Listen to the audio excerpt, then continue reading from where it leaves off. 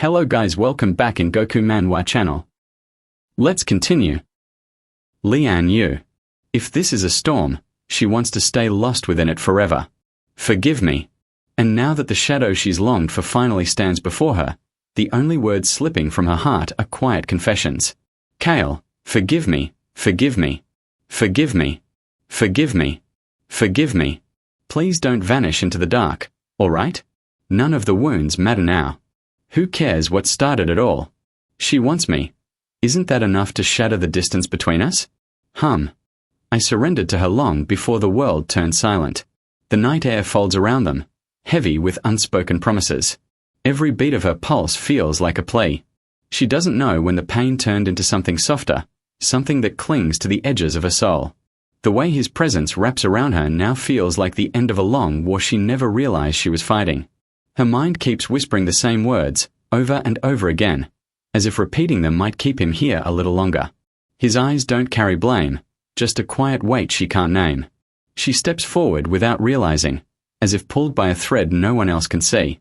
Her breath trembles against the night, and in that trembling, she knows she's already given everything. No grand speeches, no explanations. Just two people standing in the ruins of their mistakes, reaching for something that feels like a beginning hidden inside the end. She's the storm I can never outrun. Let's not return to that place again. No. I still have a way to stand on my own. Actually, there was one more step, but they removed it before I could take it. Honestly, what did I do wrong to end up watching strangers wrapped in warmth on a night like this?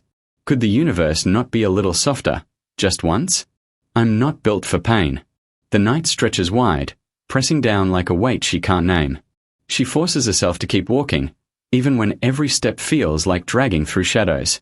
The city is alive around her, glowing lights and distant laughter bleeding into the air.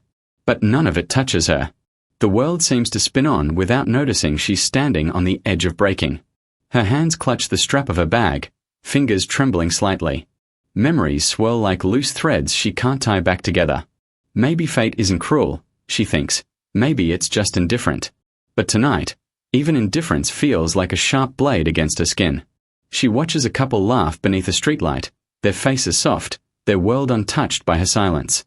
It stings more than she'll ever admit. She exhales, a shaky sound that dissolves into the night.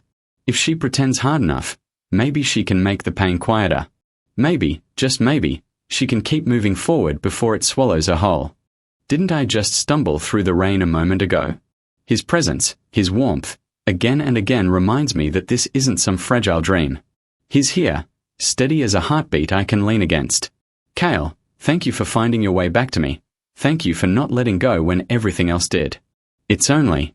I never thought that of all nights, we'd end up trapped beneath the cold lights of this place. Yeah. If things were different, you'd be wrapped in my arms right now. The air smells faintly of antiseptic and wet earth, a strange mix that makes the world feel both real and distant. My fingertips brush against the fabric of his sleeve, almost afraid he might fade if I hold on too tightly.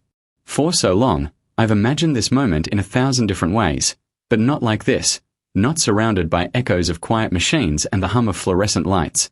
His steady breathing becomes my anchor, each rise and fall pulling me closer to the present. Outside, the city hums as if nothing has changed, but in here, everything feels sharper, alive. I tilt my head slightly, catching the curve of his jaw, the warmth that still clings to him from the storm outside.